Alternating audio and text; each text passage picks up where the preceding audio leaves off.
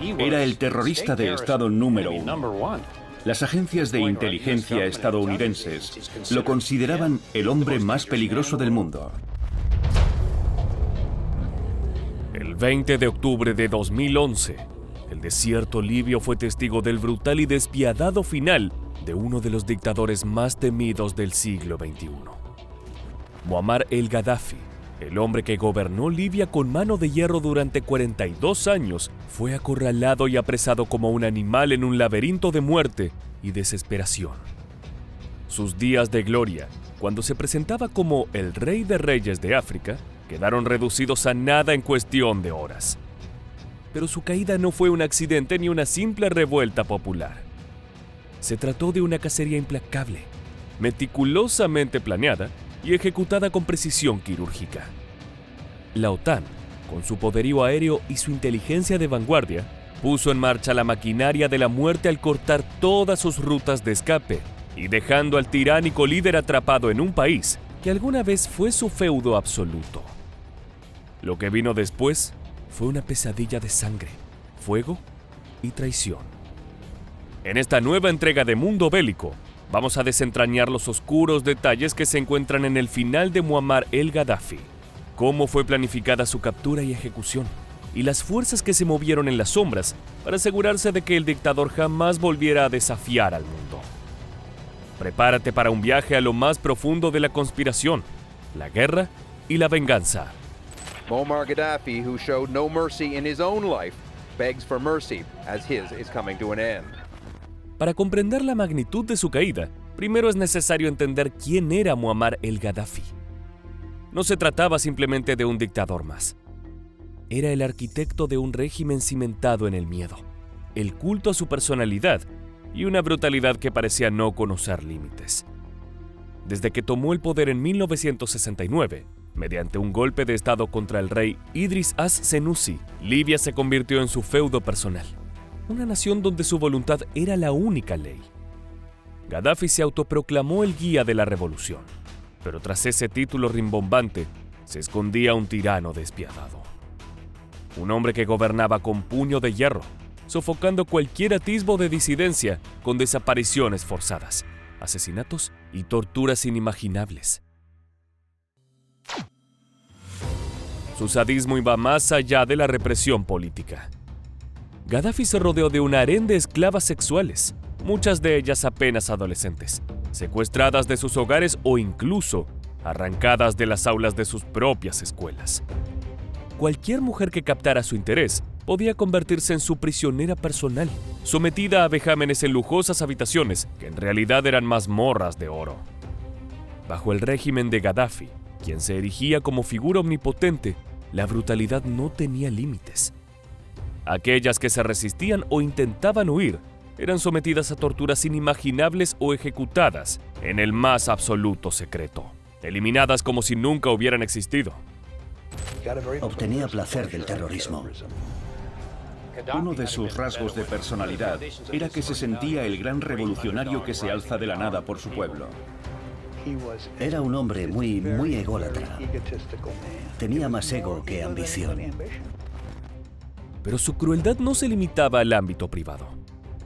Gaddafi encontraba una oscura satisfacción en proyectar su poder, en alimentar su ego a través del miedo.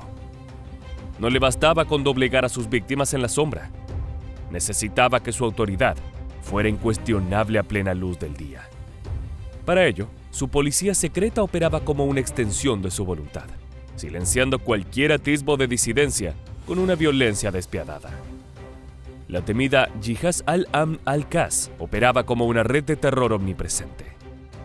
Nadie estaba a salvo. Los opositores simplemente desaparecían, tragados por la oscuridad de las cárceles clandestinas del régimen. Allí eran sometidos a torturas que desafiaban los límites de la imaginación. Choques eléctricos, mutilaciones, confinamiento en celdas minúsculas sin agua ni comida y métodos tan sádicos que convertirían cualquier interrogatorio en una pesadilla interminable. Sin embargo, su poder no se detuvo en las fronteras de Libia.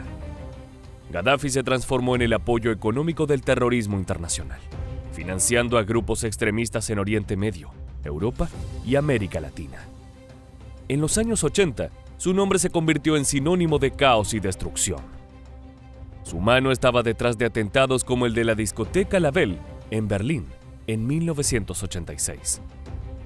El Club La Belle era conocido como el Club de los Estadounidenses. Era donde solían ir los soldados con sus familias. Y si querías atacarlos en Alemania, ese era el lugar. Esa noche, la discoteca La Belle vibraba con el ritmo de la música. Las luces de neón reflejándose en las botellas de licor, mientras soldados estadounidenses y jóvenes locales disfrutaban de la velada sin preocupaciones. La risa y el bullicio de las conversaciones llenaban el aire, ajenos a la sombra de la muerte que acechaba entre ellos. En algún punto del local, oculta a simple vista, una bomba esperaba su momento. Su cuenta regresiva marcada por el tic-tac de un destino sellado.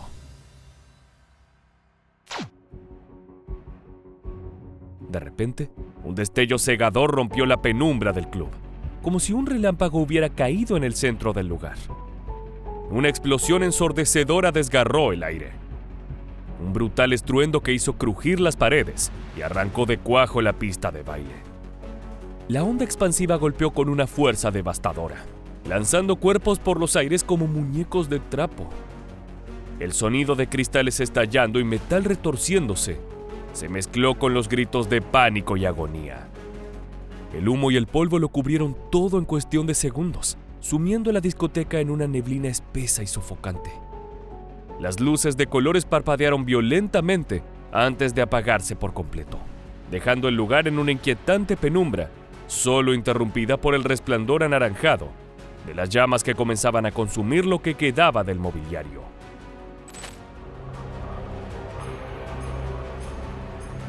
Mueren 3 personas, entre ellas 2 soldados estadounidenses. Otras 229 resultan heridas. Muchas sufren lesiones que cambiarán su vida. Fue un acto horrendo y conmocionó a Estados Unidos, por supuesto. Fue uno de los primeros ataques directos en los que morían soldados estadounidenses en una explosión así. Creó una gran indignación. En el suelo, entre los escombros, decenas de cuerpos yacían inmóviles o retorciéndose de dolor. Algunos gemían y otros gritaban con desesperación, buscando a sus amigos entre el caos. Un soldado, cubierto de sangre y con la ropa hecha jirones, trataba de incorporarse, solo para descubrir que su pierna no respondía. El hedor a pólvora y carne quemada se hizo insoportable, impregnando el aire con una mezcla de terror y muerte. Pero este ataque no era un simple acto de violencia. Era un mensaje, una advertencia, una declaración de guerra que no quedaría sin respuesta. Bajo el puño de hierro de Gaddafi, Libia experimentó un infierno constante. Nadie estaba realmente seguro, ni siquiera aquellos dentro de su círculo de confianza. La paranoia se convirtió en su única aliada. Ministros, oficiales militares y hasta familiares podían caer en desgracia en cuestión de horas. El régimen no solo castigaba a sus enemigos con la muerte, sino que también tomaba represalias contra sus familias, asegurándose de que nadie quedara para vengarlos. Así fue como Gaddafi gobernó durante 42 años, imponiendo miedo, fuego y sangre. Pero el destino de los tiranos es siempre el mismo. Por más fuerte que parezcan, por más poder que acumulen, tarde o temprano llega el día en que su propio pueblo se levanta contra ellos. Nadie está exento de este tipo de giro, ni siquiera Gaddafi. Y para él, ese día estaba cada vez más cerca. El desierto libio sería testigo de cómo el hombre que se creyó intocable se convertiría en la presa de una cacería despiadada, con un final tan brutal como el que él mismo había impuesto sobre tantos otros. Antes de continuar, queremos invitarte a suscribirte a nuestro nuevo canal Geopolítica Global, donde te llevaremos al corazón de los conflictos internacionales, las estrategias militares más audaces y las decisiones políticas que cambian el curso de la historia. Aquí desmenuzaremos los eventos clave que acontecen en el mundo, con análisis profundos y llenos de intensidad. Te dejaremos el enlace al canal en la descripción y en los comentarios. Si quieres entender cómo se mueve el tablero del poder mundial, este es tu lugar. Esperamos contar con tu apoyo a través de la suscripción al canal y te garantizo que no te vas a arrepentir. Ahora sí, continuamos con el video.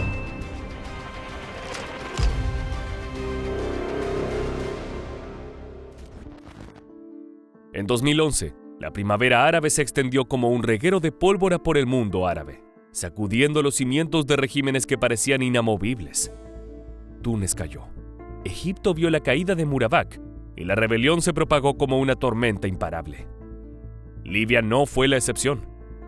Lo que comenzó como protestas en Bengasi, con ciudadanos exigiendo cambios y el fin de la opresión, pronto se transformó en un conflicto caótico y sangriento.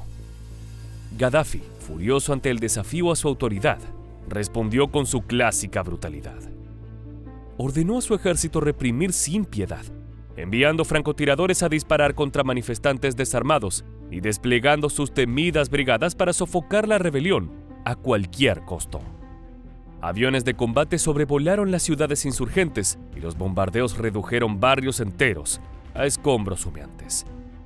En Misrata, una de las ciudades más golpeadas, las calles se convirtieron en ríos de sangre cuando los tanques del régimen arrasaron con todo a su paso. Pero esta vez, el mundo estaba mirando.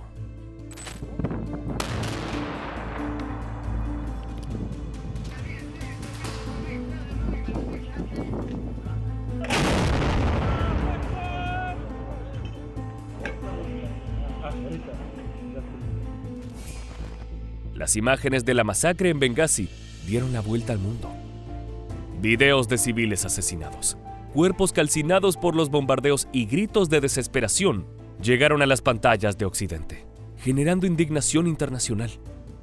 La presión creció, y bajo el pretexto de proteger a la población civil, la OTAN entró en acción.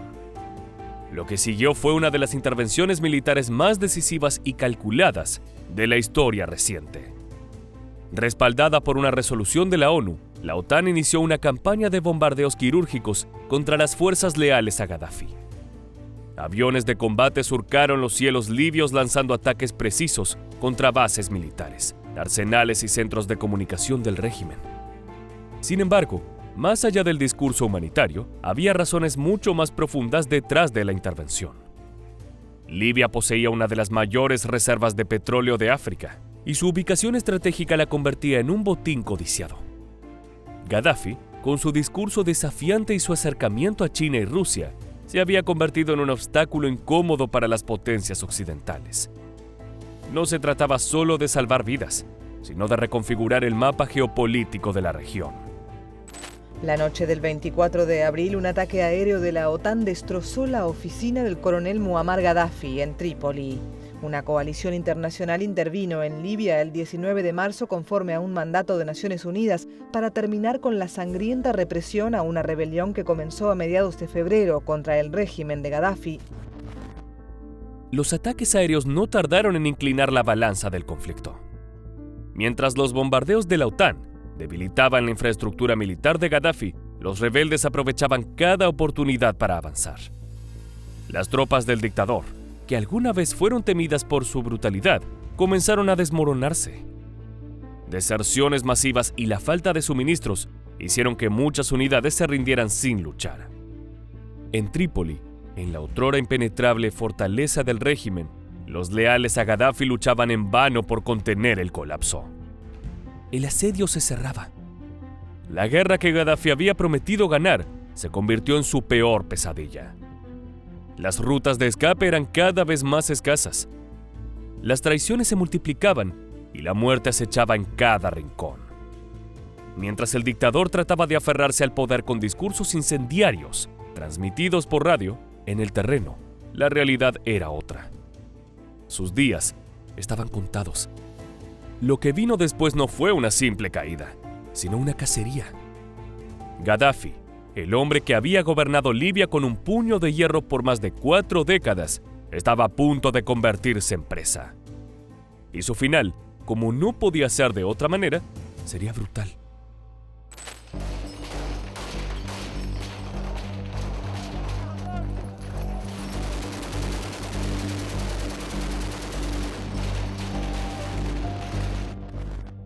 La guerra civil había reducido Libia a escombros humeantes. Las calles de Trípoli, una vez símbolo del poder de Gaddafi, ahora estaban plagadas de cadáveres y edificios destruidos. En el este, Bengasi celebraba la caída del régimen, mientras en Sirte, la ciudad natal del dictador, los últimos leales libraban una batalla desesperada.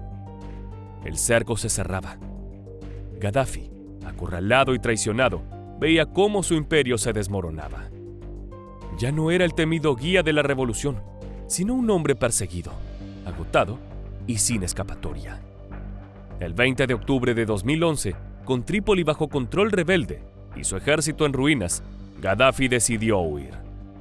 Su última esperanza era un convoy de vehículos que intentaría atravesar las líneas enemigas y alcanzar una zona segura. Pero la OTAN lo tenía en la mira. Aquel hombre que había desafiado al mundo durante décadas, ahora era un objetivo marcado. Desde el cielo, un avión de combate francés detectó al convoy. Sin previo aviso, un misil golpeó la caravana, desintegrando varios vehículos y matando a muchos de sus ocupantes. La explosión fue devastadora. Fuego, metal retorcido y gritos de agonía llenaron el aire. Entre los restos humeantes, Gaddafi emergió, herido y desorientado. Su ropa estaba rasgada, su piel quemada por la metralla. Sabía que todo había terminado. Junto con algunos de sus hombres, intentó esconderse en una tubería de drenaje. Un agujero sucio y maloliente que contrastaba con los palacios dorados donde solía vivir. Allí, tembloroso, se aferró a su pistola, consciente de que la muerte estaba cada vez más cerca. Pero la fortuna no estaba de su lado. No pasó mucho tiempo antes de que los rebeldes lo encontraran. Los gritos de sus captores resonaron en el aire. La multitud lo sacó a rastras del túnel, golpeándolo con furia descontrolada. Gaddafi, ensangrentado y aturdido, intentaba hablar, pero sus palabras se ahogaban en el clamor de la venganza. Pero no había lugar para la clemencia.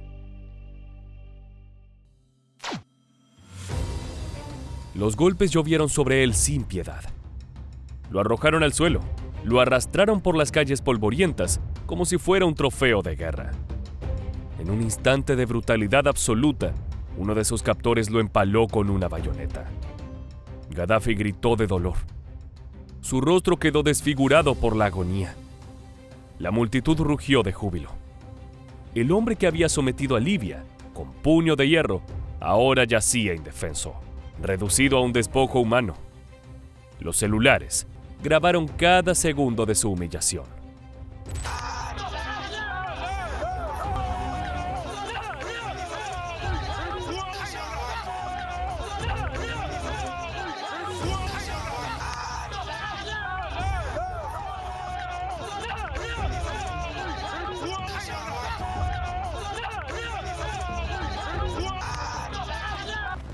Los golpes continuaron.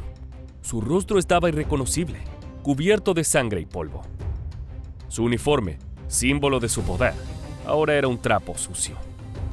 Las grabaciones muestran su mirada perdida, sus labios balbuceando oraciones que nadie escuchó. Fue en ese momento cuando un rebelde levantó su arma y, sin dudarlo, le disparó en la cabeza. Su cuerpo quedó inerte sobre el suelo. El dictador, que durante 42 años gobernó con despotismo, había encontrado su final en el caos y la violencia que él mismo desató. No hubo juicio, no hubo redención. Solo el eco de los disparos y el clamor de una multitud enloquecida que celebraba la caída del tirano.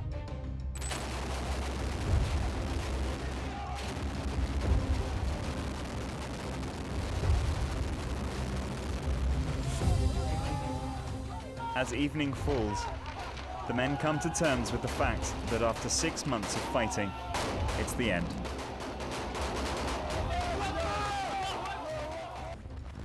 La caída de Muammar el-Gaddafi fue el final de una era de terror, pero no el comienzo de la paz para Libia.